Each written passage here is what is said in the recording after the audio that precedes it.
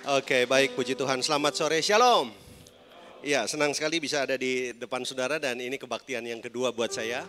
Ya, setelah tadi pagi saya melayani di tempat ini dan saya percaya kebaktian pertama diberkati oleh Tuhan. Saya berdoa kebaktian yang kedua juga diberkati oleh Tuhan. Siapa yang percaya ada berkat istimewa buat kita? Ya, saudara antusias, amin. Saudara semangat, amin. Oke, nah saya tentu senang sekali ya saya bisa diberi kesempatan oleh Tuhan dan oleh gembala saudara untuk saya bisa melayani di tempat ini secara khusus saudaraku ya di hari ulang tahun gereja ini ya. Jadi kalau nggak salah usianya udah berapa? 49. Jadi boleh dari tempat ini saya mau bilang selamat ulang tahun ya. Yang ke-49. Ya, saya juga tidak lupa mau bilang terima kasih buat gembala saudara. Saya sebut dengan hormat Bapak Pendeta Hensan dan Ibu, terima kasih untuk kesempatannya. Saudara, tadi saya merenung ya waktu di tempat saya istirahat di salah satu jemaat juga di tempat ini. Saya bilang, Tuhan, apa yang saya mesti sampaikan ya? Kalau bicara khotbah banyak saudara, banyak. Percayalah, udah. Saya 35 tahun saya berkhotbah, tapi saya mau coba sekali lagi berdoa dan Tuhan kira-kira apa gitu pesan yang pas buat hari yang istimewa ini ya. Saudara setuju ya? Saya mau sampaikan apa yang Tuhan taruh di hati saya. Saudara setuju? Amin. Ya. Nah, saudara, Tuhan ingatkan sesuatu yang sederhana. Ini kan hari ulang tahun, betul nggak? Hari ulang tahun, biasanya orang kalau ulang tahun tuh kalau nanti kan sebentar ada tiup lilin, ya kan? Nah, sebelum tiup lilin, sebelum potong roti, potong kue, bolu itu saudaraku, biasanya ingat nggak ada satu momen yang namanya apa tuh? Nah, itu tuh, Make a wish. Make a wish tuh diterjemahkan bahasa Indonesia apa ya? Harapan. Ya, kira-kira sebelum pasang lilin atau sebelum tiup lilin, harapannya apa gitu? Harapannya apa? Coba katakan bersama saya, harapannya apa? Ya, coba tanya ke sebelahmu, harapanmu apa gitu saudara ya.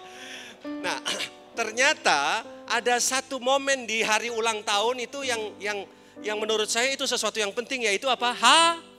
Harapan. Katakan lagi bersama saya, harapan. Nah, saudara setuju nggak bahwa betapa pentingnya kita memiliki yang namanya pengharapan? Amin. Nah, boleh nggak saudara, ya di hari ulang tahun ini kalau saya mau tanya sama saudara, kira-kira apa harapan saudara? Harapan saudara apa nih? Saya kok pakai kacamata kok tambah bureng gitu ya. Begitu saya lepas malah jelas. Kira-kira harapan saudara apa? Boleh saya tanya regu A coba. Kira-kira harapan di hari ulang tahun gereja ini apa harapannya? Silakan. Sorry, yang ngomong mana coba bisa? Oh. Wah, luar biasa, keren ya. Masuk sorga Bapak ini ya. Ya, ada yang lain? Beri tepuk tangan dulu, kasih tepuk tangan dulu. Ya, ada yang lain dari kelompok Pastor, Gembala, saya boleh turun ya? Boleh turun, oke. Ada yang lain? Silakan. Harapannya apa? Ya. Semua, itu. Kasih tepuk tangan lagi. Semakin berkembang, ya, mengembang ke depan, ke kanan. Oke, luar biasa. Ada yang lain? Saya masih tanya ke regu A ini, regu B sebelah situ soalnya. Kira-kira masih ada harapan apa Pak? Ada? Sebentar. Sorry. Tetap setia memuji serta memuliakan nama Tuhan. Biasa. Ada lagi? Bapak mau? Enggak apa-apa, ayo Bapak. Bisa bersaksi di kota ini, Pak. Bersaksi. Bapak ini bilang bersaksi, kasih tepuk tangan dulu. Wah. Saya kalau berdiri sama Bapak ini bersama-sama kayak saudara kembar, saudaraku ya. Luar biasa. Ada lagi? Nah, sekarang regu B. Kira-kira apa harapannya? Ya, puji Tuhan mereka nggak ada harapan saudara ya. Ada dong, ada. Kira-kira apa harapannya?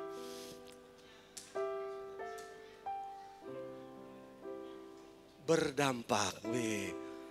Pastor, ini sebetulnya saya salah khotbah. Karena mereka luar biasa harapannya semua. Ya, berdampak. Oke, saudara, sebenarnya nggak ada yang salah. Semuanya sesuatu yang baik. Tapi persoalannya nih saudaraku. Sebetulnya apa yang kita ucapkan sama nggak apa yang ada di hati kita? Nah, ini persoalannya saudaraku. Ya, sama nggak apa yang ada di pikiran kita? Ya, saudara tahu nggak ulang tahun Coba katakan bersama saya ulang tahun. Ulang tahun itu sebenarnya ada dua kata penting. Apa dua kata penting di ulang tahun? Yang pertama, berulang. Betul? Kalau ulang tahun kan yang pertama kan berulang. Pasti diulang-ulang tanggal yang sama, diulang nanti tahun depan tanggal yang sama, nanti diulang. Betul? Tapi ada kata kedua, yaitu apa? Berkurang. Oh, bener nggak? Berulang dan berkurang. Iya dong, pasti. Iya kan? Firman Tuhan bilang apa? Umur manusia itu berapa? 70 atau 80 tahun saja. Betul? Ya artinya kan sebetulnya kita ini umur itu kan sebenarnya tambah panjang apa tambah pendek sih? Iya cuma kan nggak enak toh, masa pendek umurnya, pendek nggak enak. Pasti kalau kita nyanyi panjang umurnya, panjang umurnya. Tapi sebenarnya bukan tambah panjang, tambah pendek. Kenapa? Berkurang. Nah sekarang masalahnya adalah apa harapan kita? Nah saya mau pinjam kalimat ini. Saudara, Alkitab itu mencatat banyak tentang kata harapan. Ada banyak sekali. Nah kenapa betapa pentingnya pengharapan? Kenapa penting saudara? Karena begini. Lebih baik kita ketemu sama orang yang sakit. Dia punya pengharapan. Kelihatan seperti orang sehat. Betul? Daripada ketemu orang sehat tapi tidak punya pengharapan. Kelihatan seperti kayak orang sakit. Betul nggak? Saya ulang. Lebih baik saudaraku kita ketemu orang sakit tapi punya pengharapan. Kelihatan seperti kayak orang sehat. Daripada ketemu orang sehat nggak punya harapan. Kelihatan seperti kayak orang sakit. Coba tengok kanan kirimu. Lihat mereka sehat apa sakit coba saudara. Ya. Sehat ya. Nah yang jadi masalah punya harapan nggak? Karena kekuatan kita adanya di mana? Pengharapan. Nah sekarang saya nanya lebih spesifik. Tadi kan saya tanya apa harapan di ulang tahun saudara. Nah sekarang saya lebih spesifik ya. Apa harapan saudara ikut Tuhan? Ayo. Harapan saudara jadi Kristen apa? Ikut Tuhan apa? Ayo. Kira-kira apa? Nah ini kan tadi kan ulang tahun gereja. Tapi kalau secara pribadi harapannya apa? Ada yang berani jawab nggak? Kira-kira apa? Apa? Berbuah. Wah, iya. Oke, yang lain apa lagi? Damai sejahtera. Oke, sekarang gantian sebelah sini. Apa harapannya kira-kira? Beroleh keselamatan. Itu harapan ya. Beroleh keselamatan. Oke, saudara, yuk kita lihat dulu di firman Tuhan. Coba buka sama-sama Ibrani pasal yang ke-11. Coba kita lihat. Ibrani pasal 11 ayat berapa ya? Ayat maunya ayat berapa saudara? Ayat 1 ya. Coba Ibrani 11 ayat 1 coba kita lihat. Ibrani 11 ayat 1. Kita tunggu. Ya, sudah ada di depan saudara. Yuk, sama-sama kita baca ya. 2, 3. Iman adalah dasar dari segala sesuatu yang kita harapkan dan bukti dari segala sesuatu yang tidak kita apa? Lihat. Ada dua kata penting di sana. Ya, apa tuh? Iman dan harapan. Nah pertanyaan saya, mana lebih dulu? Iman atau harapan? Mana lebih dulu? Ayo, mana lebih dulu? Iman atau harapan? Mana lebih dulu? Siapa yang iman? Angkat tangan, yang iman. Ya, yang harapan, angkat tangan. Yang lain maunya apa? Nggak ada yang cocok saudara. Iya, sebenarnya kalau saudara perhatikan, saya tahu yang jawab iman itu yang apa tadi? Yang duluan, betul kan? Mana lebih dulu kan? Iman sama pengharapan. Yang jawab iman lebih dulu saya ngerti. Karena saudara ngambil dari kata ini. Iman adalah dasar, betul nggak? Iya, karena dasar itu pasti duluan. Lah saudara kurang cermat.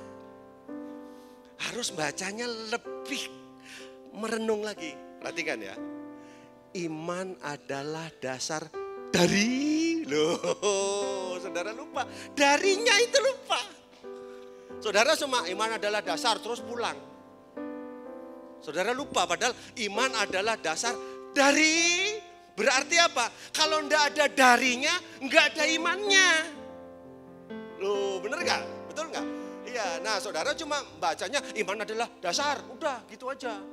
Gitu. Padahal saudara lupa, iman adalah dasar dari. Nah, darinya apa? Iya, segala sesuatu yang kita harapkan. Jadi sekali lagi, mana lebih dulu iman sama harapan? Bilang kanan kiri, kamu udah insaf, bilang gitu ya. Nah tadi iman, nah sekarang udah ganti harapan. Gak apa-apa saudaraku, pertobatan itu harus cepat, jangan lambat. Jangan kesuwen saudaraku, barangkali gak tutut waktunya ya kan. Jadi ternyata iman sama harapan mana lebih dulu? Harapan. Ambil contoh, saya pernah nengok ke rumah sakit, doain orang sakit. Pastikan di rumah sakit ya orang sakit. Satu kali saya ketemu satu ibu sakit saudaraku ya. Waktu itu saudaraku ya, ibu ini didoakan ya. Jadi saya itu datang ke rumah sakit itu mau mendoakan, tapi rupanya sudah banyak tim-tim yang lain yang sudah datang duluan. Jadi waktu saya datang ya ibu ini lagi ngobrol-ngobrol sama tim doa yang lain, ngerti ya. Jadi saya belum berdoa, belum. Tapi sudah banyak, memang ibu ini disayang banyak orang. Cuma sakitnya cukup menyiksa dia. Satu kali dia didoain saudaraku ya. Waktu didoakan saudaraku, waktu amin gitu, ibu ini marah. Padahal doanya bagus. Tuhan jamah sembuhkan dalam nama Yesus. Tuhan jamah dalam. Marah dia. Kenapa marah saudaraku? Ternyata nah makanya orang berdoa juga perlu nanya loh saudara. Saudara kalau doain orang sakit itu mesti nanya. Pak, Bu, maunya apa? Gitu. Mesti tanya. Seringkali kan kita kan terlalu pede ya kan. Udah orang sakit pasti maunya sembuh. Belum tentu.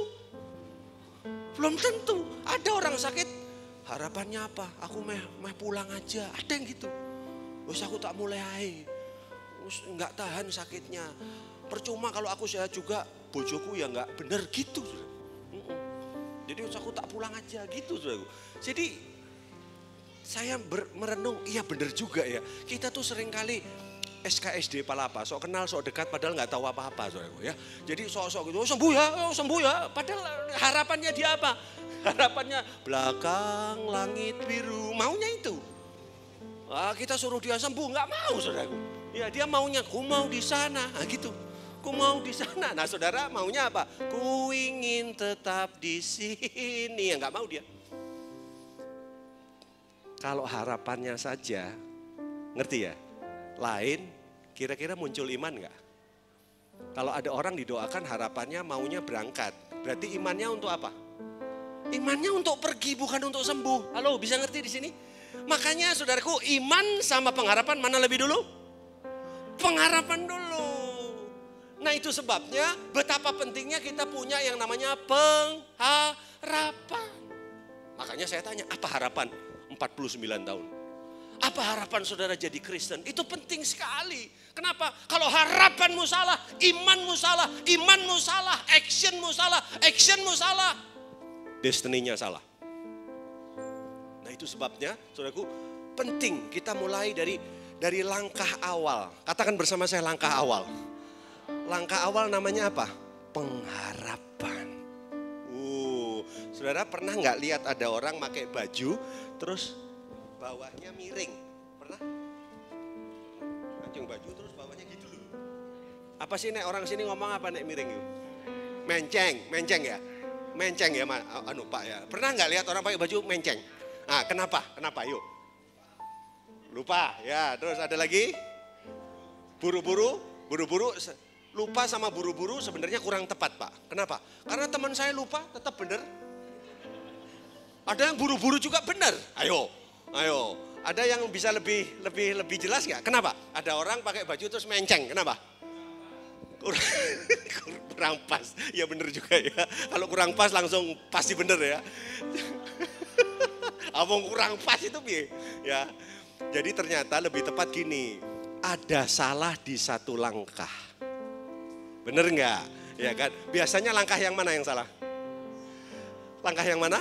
Langkah yang awal, ngerti ya? Kalau saya pakai kancing ini, langkah awalnya harusnya kan ujung sama ujung, tapi saya ujung sama yang kedua.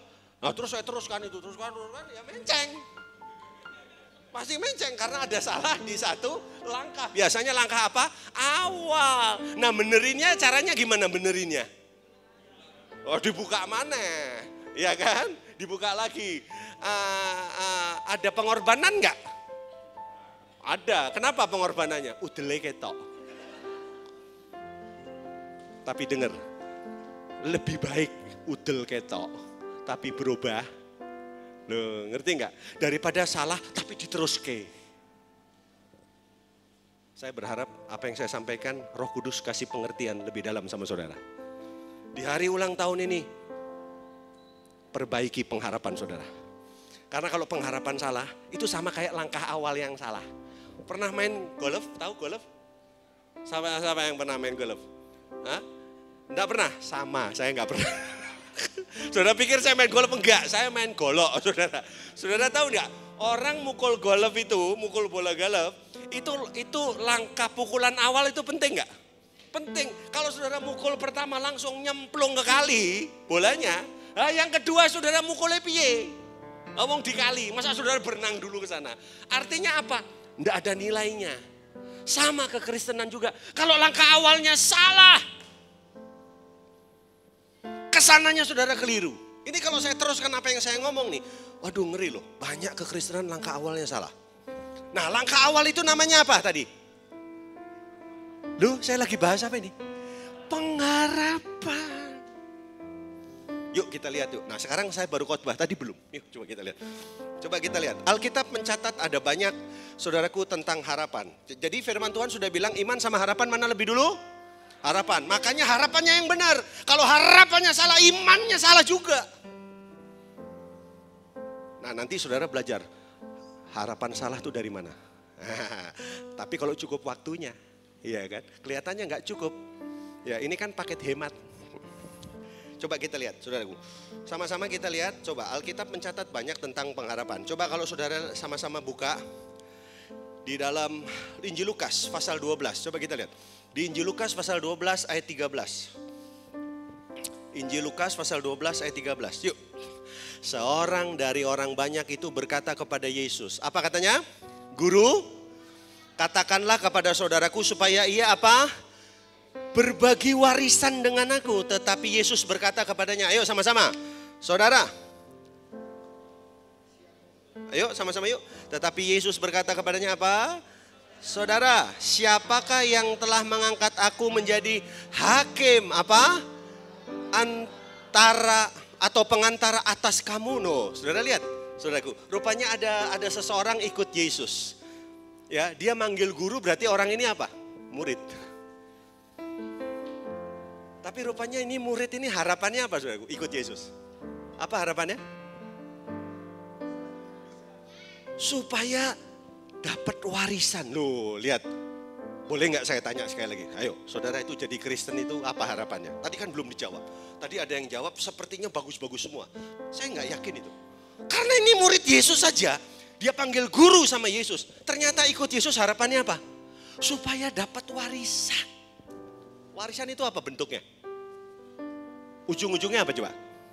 Uang,钱啊，没有钱啊，给我钱啊，吃不饱不是啊，吃不透吗不？如果saya ngomong bahasa, saudara ngerti? Ada banyak tanpa kita sadari, saudaraku. Sebenarnya saudara ikut Tuhan untuk apa? Hati-hati loh saudara.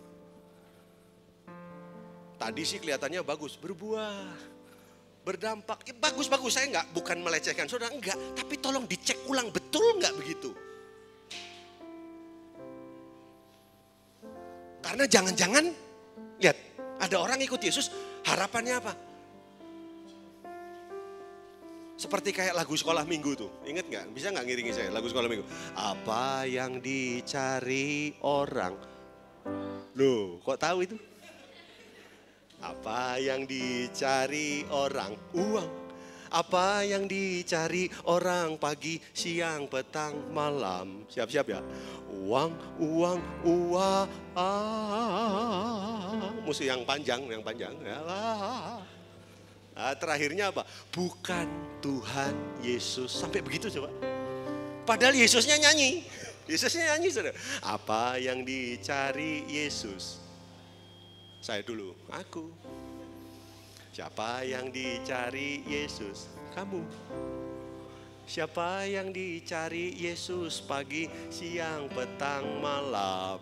Siap-siap ya, dari sana ya, dari sana ya. Kamu, kamu, kamu. Udah kebagian semua udah. Terakhirnya bagus ini. yang mata duitan. Ayo, diam-diam saudara ikut Yesus tuh apa? Nah itu kok, itu masalahnya, bener gak? Nah gue, jika meo cina, ya kan? Fulus. Nanti saya akan buktikan, kalau harapan seperti itu nggak dibereskan, harapan seperti itu seperti kancing miring itu nggak cepat diudele ketok, saudaraku, terus diperbaiki. Saudara, ujung saudara kepada kebinasaan, maaf. Makanya di hari ulang tahun ini, bagus, make a wish nanti. Harapanmu apa? Yuk coba kita lihat Amsal, Ini untung mimbarnya nggak terlalu tinggi ya. Kalau 5 trap itu saya sesak napasnya ya. Oke. Coba kita lihat saudaraku. Kalau saudara baca sebelum ke Amsal, coba saudaraku kita lihat dulu di 1 Timotius 6 ayat 17. Di 1 Timotius 6 ayat 17. Udah?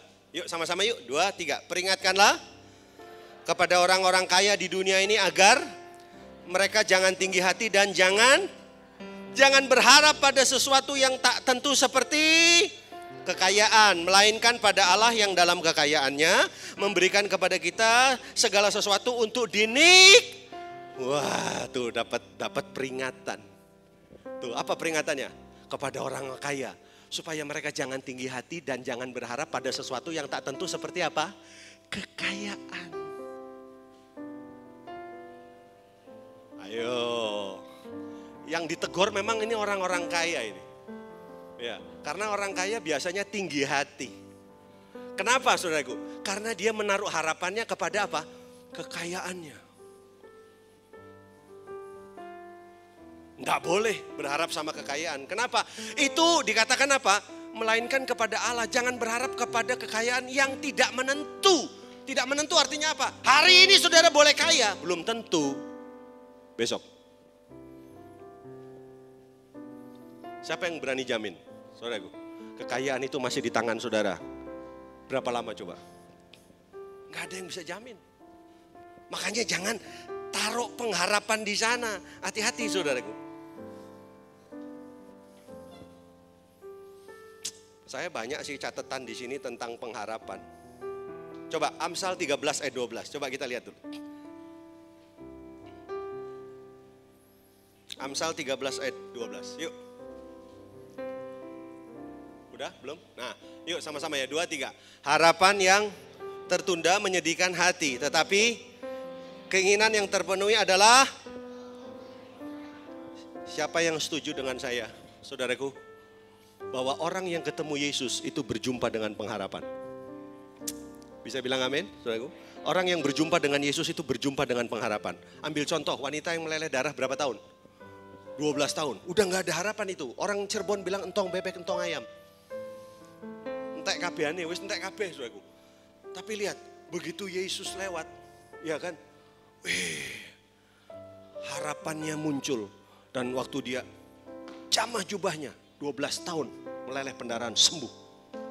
Siapa lagi coba? Bartimeus. Masih ingat? Bartimeus masalahnya apa? Nggak bisa lihat. Iya kan?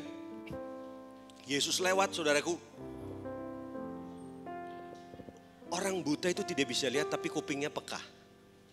Makanya dia teriak. Dia teriaknya apa? Waktu Yesus lewat. Yesus, anak Daud, apa? Kasihanilah aku. Wow, itu luar biasa itu. Tapi dimarahi orang kan, betul nggak? Kenapa dimarahi orang? Ada yang tahu? Kenapa dimarahi orang? Karena apa? Karena berisik, karena teriak-teriak ya. Yang lain ada nggak? Kira-kira alasannya kenapa? Kenapa? Kok sampai dimarahi orang? Ini kan sekolah teologi nih. Kira-kira apa? Kenapa? Coba sampai tadi menurut Bapak karena berisik, karena teriak-teriak. Menurutmu apa? Gak ada harapan. Karena nggak ada harapan. Memang pendeta tuh dia langsung pendeta ini ngomongnya apa, pokoknya dia ujungnya harapan gitu. Kali ini salah loh. Jadi saudara tahu nggak? Kenapa Bartimeus dimarahin? Betul karena dia teriak. Tapi persoalannya bukan di situ. Karena dia orang buta. Nah mungkin saudara nanya apa hubungannya? Belum tahu hubungannya? Mau tahu hubungannya? Orang buta itu tidak bisa lihat. Nah sedangkan waktu dia teriak-teriak, Yesus anak Daud, kan dia buta. Dia lupa kan Yesus tuh diikuti banyak orang toh. Nah depannya dia tuh kupingnya orang. Kupingnya tuh Yesus anak Daud, kasihani aku. Wah, goblok kupingku. Wah ngamuk saudaraku. Ya, jadi ya itu karena buta. Kalau dia nggak buta ya dia bisa lihat. Tidak lihat. Jadi orangnya digeser. Wah pas digeser ini kupingnya orang lagi. Yesus anak Daud. Dikaplok mana? Kupingku budek iki gitu. Digeser mana? Kasihan nggak? Perjuangannya luar biasa ya. Iya, saudaraku. Tapi lihat, semuanya terbayar. Kapan? Waktu Yesus berhenti. Waktu Yesus berhenti, Yesus bilang apa? Apa yang kau kehendaki supaya aku perbuat bagimu? Rabuni, supaya aku dapat melihat. Wih keren. Dan akhirnya apa? Dia bisa melihat. Dapat sesuatu? Siapa yang setuju dengan saya? Berjumpa dengan Yesus, berjumpa dengan pengharapan. Tapi khotbah saya bukan itu. Bukan, dari tadi saya itu udah bengak-bengok, tapi bukan itu. Khotbah saya adalah begini. Persoalan kekristenan itu bukan waktu jumpa Yesus, itu berjumpa dengan pengharapan. Bukan itu masalahnya. Apa masalah saudara? Saya percaya waktu saudara berjumpa dengan Yesus, Tuhan sanggup mengatasi semua masalah saudara. Tapi masalahnya adalah begini saudaraku. Nah ini. Yesus bukan berjumpa dengan Yesus. Yesus bukan cuma dapat memberikan pengharapan. Tapi yang kedua dengar baik. Yesus itu melayani orang-orang untuk memulihkan harapan yang salah. Halo, bisa nanggap? Yesus bukan cuma memberikan pengharapan. Tapi bagaimana Yesus memulihkan pengharapan yang salah. Ini jauh lebih sulit Pak. Loh menurut saudara-saudara ini ngadep saya ini harapannya benar ini. Ini kan ketoke benar. Tapi kan ketoke. Macam betul aja kamu itu. Tapi kan belum tentu saudara. Kenapa? Saya percaya kalau harapan saudara benar. Kekristenan itu nggak seperti sekarang. Saya kok emosi ya ngomong. Udah muncrat ini saya. Saudara, penting sekali harapan itu harus bukan cuma memiliki pengharapan, tapi pengharapan kita dipulihkan. Jauh lebih mudah menyembuhkan orang. Jauh lebih mudah saudaraku untuk melayani seseorang dari sakit jadi sembuh. Tapi memulihkan harapan yang salah jauh lebih sulit. Buktinya apa? Tadi itu loh. Murid Yesus sekalipun ikut Yesus tujuannya untuk apa? Wah. Ngerti ya?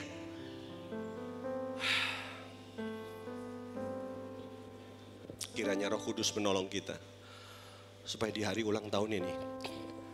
Saudara, Yesus bukan cuma bisa memberikan harapan kepada saudara. Tapi memulihkan harapan yang salah. Coba. Saya tes nih, saya tes saudara. Kan tadi waktu saya bilang, saudara ini belum tentu harapannya benar kan, kayak nggak suka sama saya kan, ya kan, kayak kurang terima gitu. Nah sekarang saya tes, saudara setuju nggak? Di belakang aktivitas itu ada harapan. Saya ulang. Di balik aktivitas seseorang itu ada harapan orang itu, bener nggak? Setuju? Contoh, makan itu aktivitas bukan? Makan, aktivitas. Ada harapan nggak? Ada dong, ya kan? Makan itu ada harapan? Ada. Saya tanya. Apa harapan makan? Apa? Lu denger ya. Saudara harapannya makan aja salah. Coba lihat. Ya kan? Di balik aktivitasmu itu ada harapanmu. Salah satu aktivitas itu apa? Makan. Kan saya tanya, betul nggak? Di balik aktivitas ada harapan? Betul. Nah saya tanya sama saudara, makan itu aktivitas bukan? Aktivitas. Ada harapan nggak di balik makan? Ada. Waktu saya tanya, apa harapan makan? Tuh beda-beda saudara. Tadi saya dengar ada apa? Kenyang. Tadi siapa yang jawab kenyang? Ayo. Oh ya kan? Saudara tahu nggak? Kalau makan harapannya kenyang itu artinya apa? Artinya saudara tuh makan sembarang. Yang penting wareg. Yang bukan makanan juga dimakan. Yang maksud saya yang enggak boleh gitu loh. Dimakan juga. Yang penting kenyang. Ya, oh ini belum kenyang, nambah lagi. Hati-hati, berarti saudara makan itu karena selera. Harusnya yang betul makan itu harapannya apa? Nah itu, kenapa baru kepikir? Harusnya yang betul makan supaya sehat. Kok makan supaya kenyang? Nah, coba, itu baru satu loh, udah salah saudara. Coba saya tanya, saudaraku. Apa harapan menikah, pernikahan saudara? Nah, pernikahan kan aktivitas loh. Apa harapannya? Awas salah tadi makan aja salah, ya. Oh, jangan gaya-gaya nanti apa salah lagi. Awas hati-hati. Pikir dulu pikir. Coba apa harapannya menikah? Ayo. Hilang harapan semua. Gara-gara makanan. Wes Pak nggak usah harapan lagi Pak. Ayo harapan menikah apa? Hah? Nah itu. Memiliki keturunan. Jadi kalau tidak memiliki keturunan,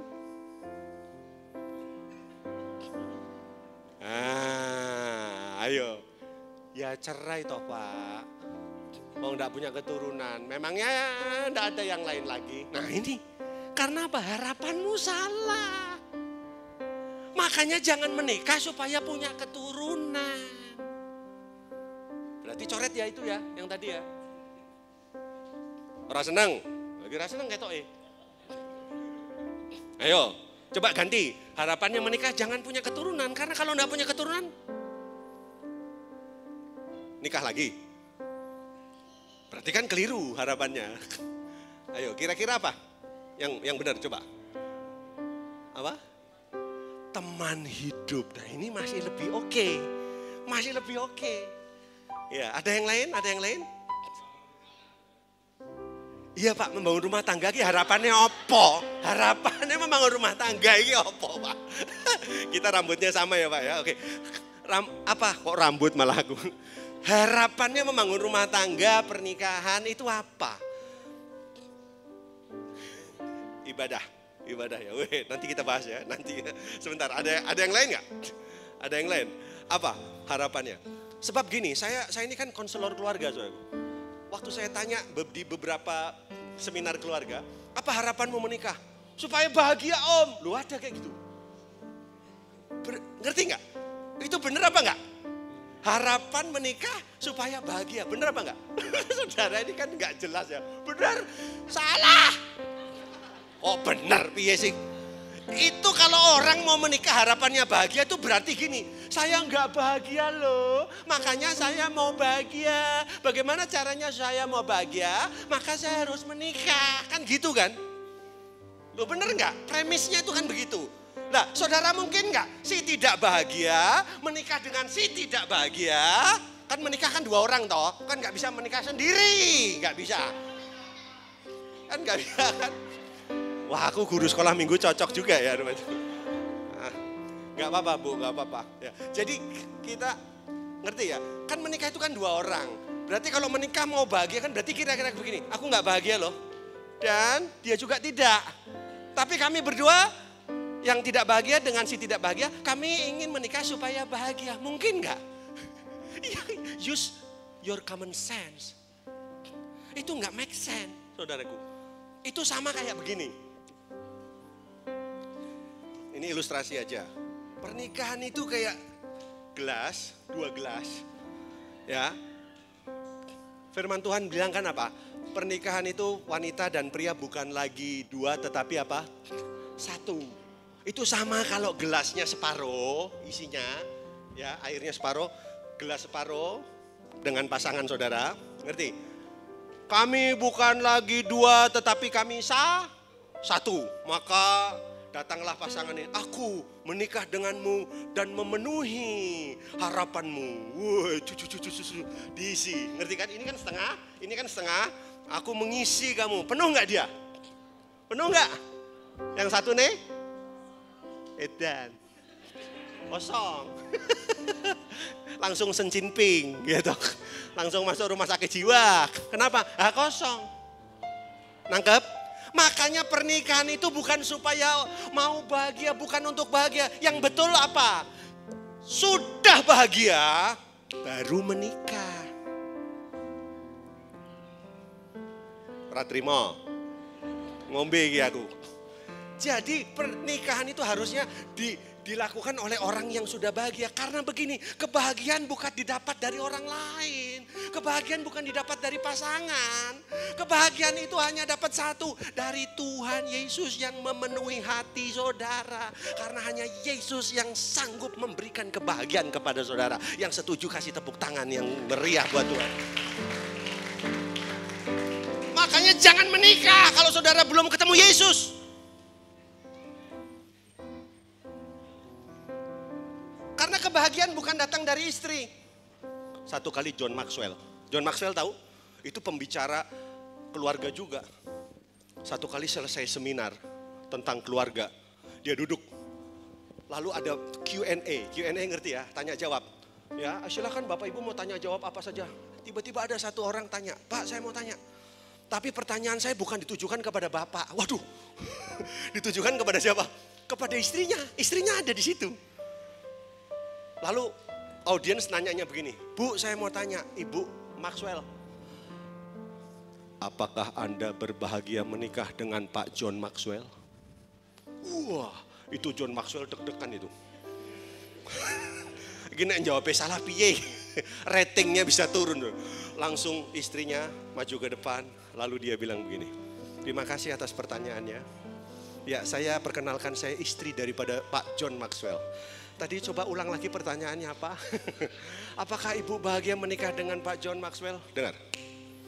Mau tahu jawabannya? Dia bilang begini. Pak John Maxwell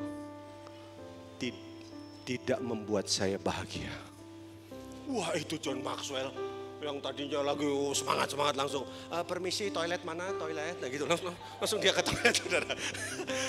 Wah tapi istrinya belum selesai ngomong. Dia ngomong gini. Pak John Maxwell tidak membuat saya berbahagia. Dia hanya menambah kebahagiaan buat saya. Kenapa?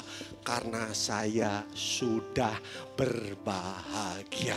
Dan yang membuat saya bahagia, Tuhan Yesus. Beri tepuk tangan dulu. Saudara, lihat saya ini mau khotbah kapan coba? Baru nanya harapanmu salah semua ini gimana? Makan salah, pernikahan salah. Coba kalau saya tanya, apa harapan saudara? Memberi perpuluhan. Oh itu mesti ditanya itu. Nah ini yang repot gini, saya nggak memberi Pak, makanya saya nggak ada harapan Pak. Apa harapan saudara pelayanan? Apa harapan saudara bekerja? Apa harapan banyak saudara? Nah makanya hari ini penting gak satu kata ini pengharapan ini? Penting sekali. Tadi lihat harapan yang tertunda, coba ulang. Yang Amsal terakhir itu. Harapan yang tertunda menyedihkan hati, masuk, setuju. Tetapi keinginan yang terpenuhi adalah pohon kehidupan. Kenapa harapan tertunda? Ada dua hal. Yang pertama, harapan tertunda kenapa? Karena belum waktunya. Mau kaya itu harapan, mau kaya itu harapan yang salah. Yang betul itu mau berkarya. Makanya firman Tuhan bilang apa? Harapan yang tertunda menyedihkan hati. Harapan tertunda yang pertama itu kenapa? Karena belum waktunya. Yang kedua, harapan kenapa tertunda? Kenapa saudaraku? Karena harapannya salah. Nah jadi hari ini saya mau tanya sama saudara.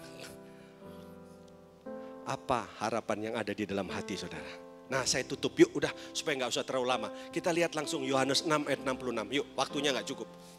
Yohanes 6 ayat 66.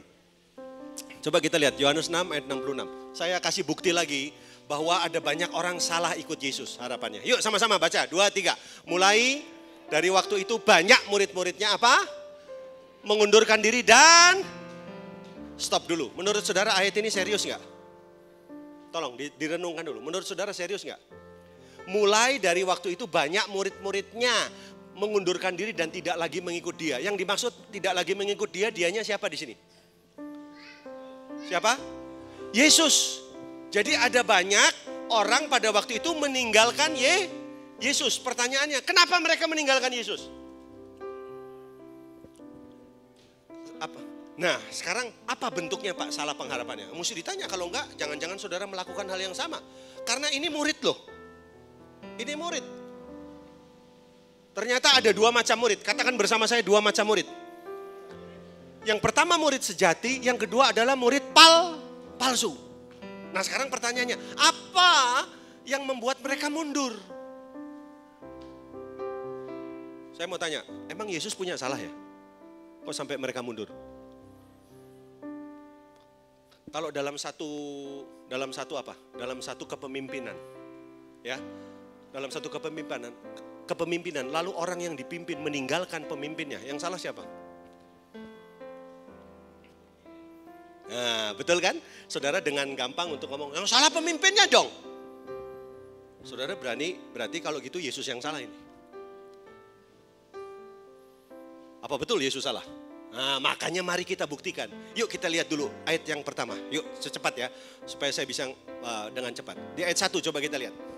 Ya, jadi ada banyak orang yang meninggalkan Yesus.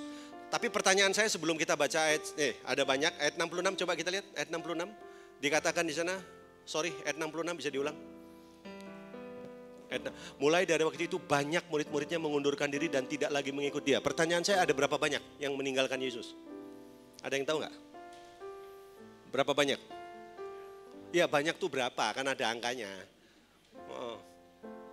Banyak tuh banyak. Berapa banyak? Banyak. Banyak tuh berapa? Banyak. Ya jadi berapa? Banyak. Ya kan ada angkanya, saudaraku ya.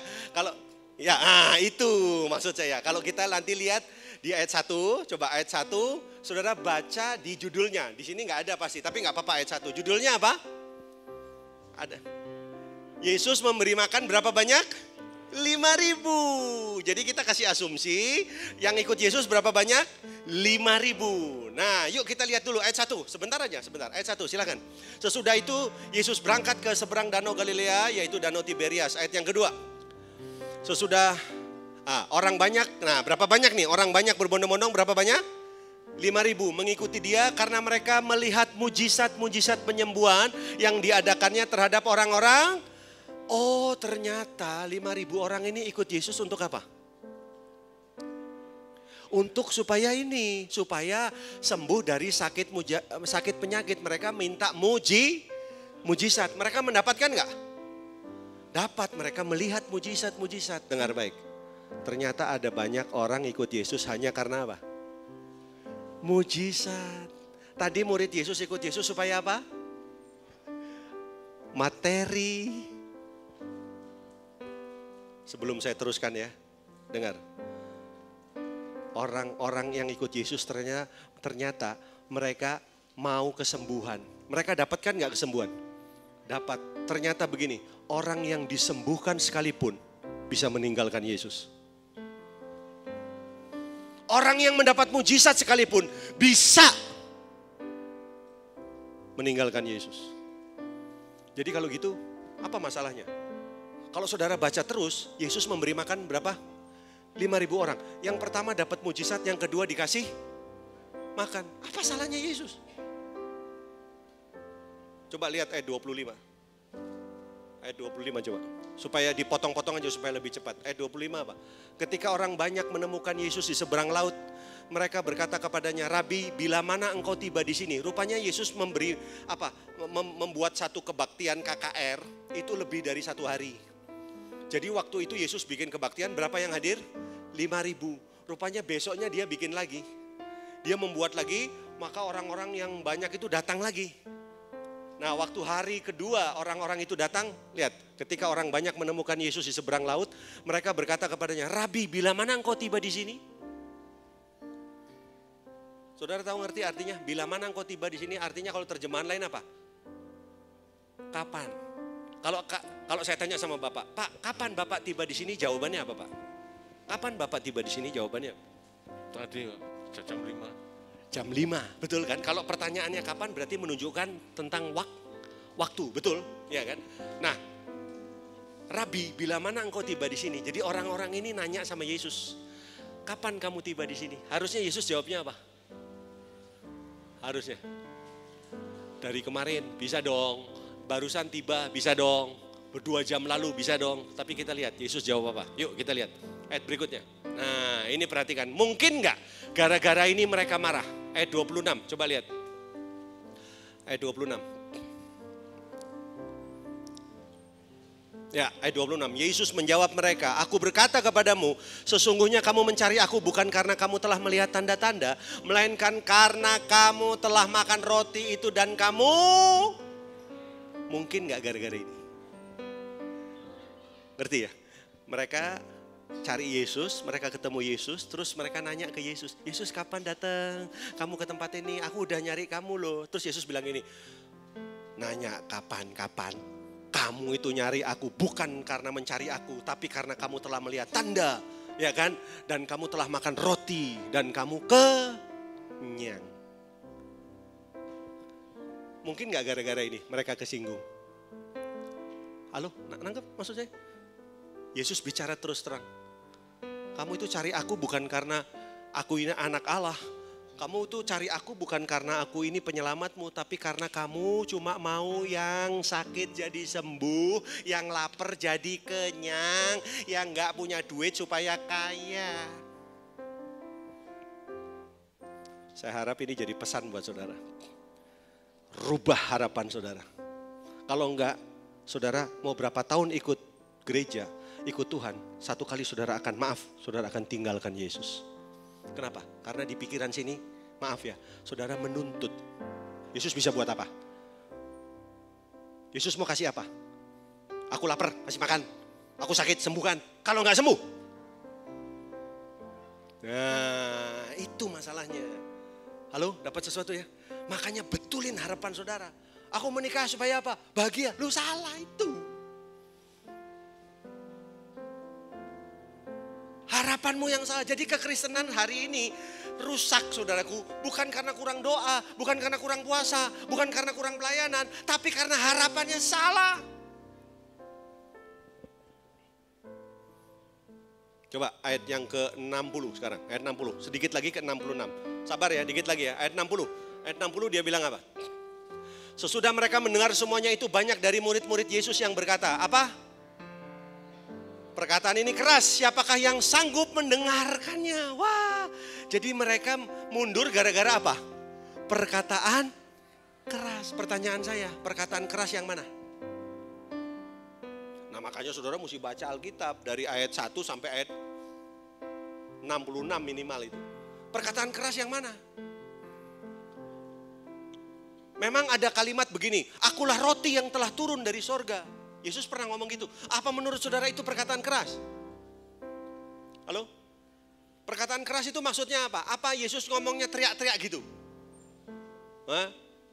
Akulah roti yang telah turun dari sorga. Apakah Yesus ngomongnya kayak gitu? Atau Yesus ngomongnya gini, awas loh, awas ya. Aku roti loh ya. Yang ngomong aku bakpao, awas. Awas kalau ngomong akulah bakpao yang telah turun dari sorga, awas. Menurut saudara yang dimaksud keras itu apa? Keras apa Yesus itu ngomongnya bengok gitu? Hah? Akulah roti gitu. Saudara, saya punya teman, kalau ngobrol biasa tuh ngomongnya kalem. Udah makan belum? Kita cari minum yuk, ngomongnya biasa. Tapi kalau sudah di mimbar, shalom saudara, shalom, shalom saudara. Suaranya tuh wibawa. Saudara percaya Tuhan Yesus berkuasa? Amin. Dia berkuasa. Dia sangat berkuasa. Dia ada di tengah-tengah kita hari ini. Saya bilang kenapa kamu ngomong itu kok bisa begitu? Tapi ada teman saya kalau ngomong beda lagi. Itu kalau ngomong ngobrol biasa-biasa tapi kalau sudah di mimbar. Itu kencang banget suaranya. Enggak usah pakai mic kalau dia. Yesus kan saya. Amin. Yesus kan saya. Dia berkuasa. Amin.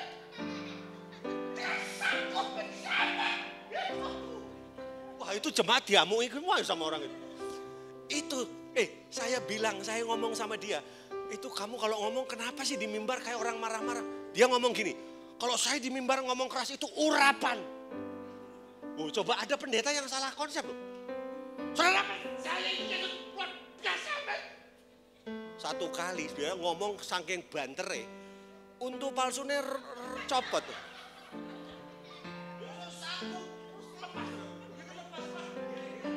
Sini. Wah, sejak hari itu dia enggak berani teriak-teriak lagi. Sejak hari itu dia bertobat. Ayo kembali lagi. Kira-kira Yesus perkataan keras apa Yesus itu marah? Enggak mungkin Yesus marah.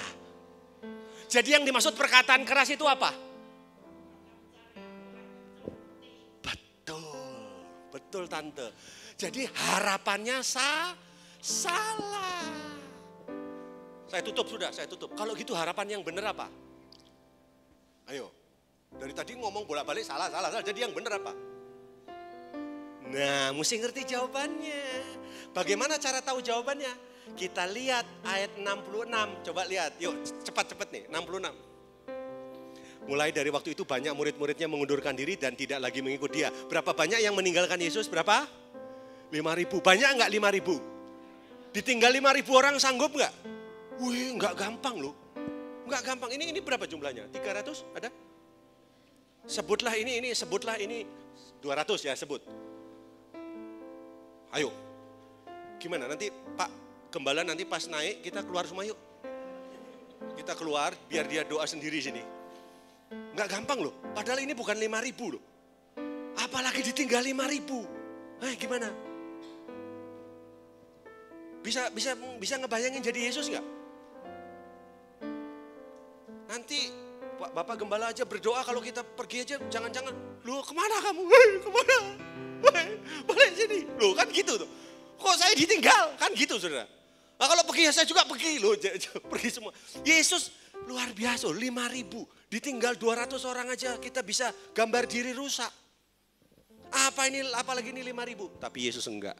Yesus bilang apa? Ayat 67. Coba lihat 67. Yesus tuh keren. Makanya Pak Gembala niru Yesus. Lihat ya 67 coba. Maka kata Yesus kepada ke-12 muridnya. Apakah kamu tidak mau pergi juga? Loh, gembala yang bagus tuh gitu. Kalau saudara ada pergi gitu ya. Terus kan ada yang sisa tuh. Kamu gak mau pergi juga? Nah, pergi. Nah itu cari gembala yang suka ngusir. Itu bagus. Belum pernah diusir ya? Oh kurang bagus berarti. Wah kurang. Yang bagus itu gembala itu mesti punya wibawa. Kamu mau keluar? Keluar. Ayo kabeh. Keluar. Gue mau kamera nih sekalian. Nah itu masuk surga itu.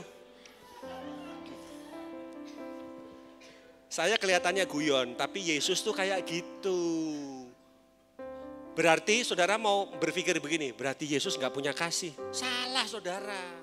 Konsep kasihnya kita sama kasihnya Yesus beda. Katanya save the soul at any cost. Selamatkan jiwa berapapun harganya. Tapi konsepnya bukan itu. Kita itu harus cinta orang berdosa, benci dosanya. Bukan dosanya yang gak apa-apa, gue mau apa? Mau kumpul kebo, ora apa-apa. Kumpul sapi, kumpul kebo, apa meneh apa? Babi, boleh. Ayo. Enggak, bukan begitu saudara. Hamba Tuhan yang benar bukan begitu. Kamu gak benar kamu. Saya tidak menyerang pribadi kamu, tapi saya menyerang dosa kamu. Oh, hamba Tuhan yang mesti gitu. Nah, saudara belum pernah kan? Ya baru sampaikan ini belum mulai ngerti. Jadi makanya Bapak Gembala itu harus benar. Makanya saudara itu harus ngomong sama Bapak Gembala. Bapak Gembala kalau kami nggak benar, tolong kasih tahu kami. Berani nggak gitu? Tegur kami. Wah itu yang saya tegur keluar. Gak apa-apa Gembala. Pokoknya yang penting kebenaran ada di tempat ini. Harus begitu. Kalau enggak punya wibawa kekristenan. Yesus itu ditinggal 5.000. Tak pikir itu Yesus itu bakal gini. Waduh, Yesus lalu berdoa kepada Bapaknya. Bapak, apakah engkau memanggil aku menjadi juru selamat? Terus Yesus rusak gambar dirinya, terus ikut retreat dulu. Pemulihan gambar diri. Yesus ditumpangi tangan sama 12 muridnya. Karena apa? Gagap. Gitu, aku dipanggil enggak jadi juru selamat ya? Panggil enggak, terus ngitung kancing. Ya enggak begitu. Ini saya ngelahirin saudara aja udah emosi.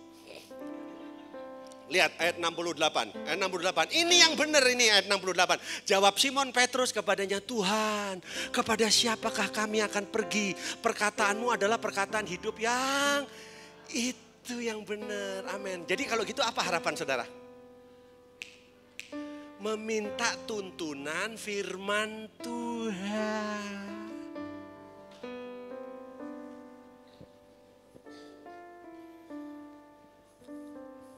Udah. Wajahnya kurang terima. Tapi saya percaya saudara diberkati oleh firman Tuhan. Beri tepuk tangan dulu buat Tuhan. Yuk bangkit berdiri. Jadi yang kita perlukan hari ini apa harapannya? Tuhan, kemana lagi aku pergi kalau bukan kepadamu? Saudara mau datang kepada Yesus, amin. Saya percaya waktu saudara datang kepada Yesus, saudara akan diperbaharui pengharapan saudara. Selidiki aku, katakan, lihat hatiku, apakah ku sungguh mengasihimu, Yesus. Katakan, Kau yang maha tahu dan menilai hidupku. Tak ada yang tersembunyi. Sekali lagi katakan, selidiki aku, lihat hatiku, ya Tuhan, ya Tuhan, sungguh mengasihimu, Yesus. Kau yang maha tahu dan menilai hidupku. Tak ada yang tersembunyi. Mari, saudara boleh angkat tangan kanan saudara, katakan, telah kulihat ya kebaikanmu, ya yang tak pernah habis di hidupku. Oh, ku berjuang sampai akhirnya Kau dapati aku tetap setia. Bapak Ibu bisa lihat saya sebentar. Saya percaya khotbah ini bukan kebetulan. Ini pas buat saudara. Ya, Tuhan lagi mau rubah harapan. Ayo, ada harapan apamu? Harapan apa yang salah dalam hidupmu? Rubah. Bilang sama Tuhan ini, Tuhan, cuma satu harapanku. Yang penting aku bersama dengan Engkau. Yang penting firman Tuhan itu menjadi penuntun hidupku. Saudara setuju? Kita butuh firman Tuhan. Amin. Saudara, kalau engkau jadikan firman penuntun hidupmu, engkau jadi dewasa. Engkau akan didewasakan. Firman Tuhan itu mendewasakan soalnya. Setuju nggak bahwa persoalan kekristenan itu tidak dewasa? Makanya perlu firman. Firman itu nuntun. Dia akan nuntun hidup saudara. Selidiki aku, lihat hati, ya Yesus, apakah ku sungguh mengasihi Yesus. Katakan, Kau yang, saya minta istri saya ke depan berdoa buat firman Tuhan. Hidupku tak ada yang tersembunyi. Mari sama-sama katakan, ya telah kulihat, oh telah kulihat kebaikanmu yang tak pernah habis di hidupku. Ku berjuang sampai akhirnya Kau dapati aku tetap setia. Terima kasih Tuhan buat kebenaran firman Tuhan yang sudah kami dengar pada malam hari ini. Kami percaya Tuhan, Engkau yang mengubah setiap hati kami. Engkau yang mengubah setiap pengharapan kami yang salah Tuhan. Seringkali kami Tuhan, kami mempunyai banyak pengharapan yang salah di dalam kehidupan kekristenan ini Tuhan. Tapi lewat pengajaran firman Tuhan malam hari ini, biarlah kami mau mempunyai pengharapan hanya kepada Tuhan. Kami mempunyai pengharapan, kami mau mencapai hidup yang kekal ini Tuhan. Terima kasih ya Bapa, biarlah kekristenan kami bertumbuh dewasa di dalam Tuhan. Dan kami boleh mengerti apa yang Kau mau di dalam setiap hidup kami. Ampuni kami Tuhan, kalau di masa-masa yang lalu Tuhan kami berkali-kali kami melakukan pengharapan yang salah.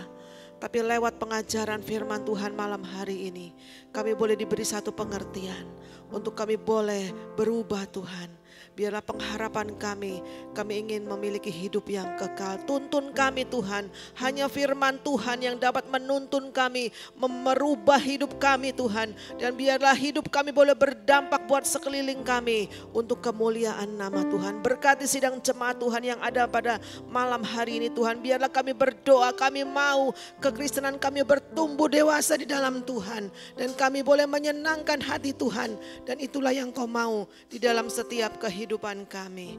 Terima kasih ya Bapa, berkati hamba-Mu yang sudah melayani kami dalam kebenaran firman Tuhan. Terima kasih ya Bapa, kami sudah berdoa dan mengucap syukur di dalam nama Tuhan Yesus Kristus. Haleluya. Amin.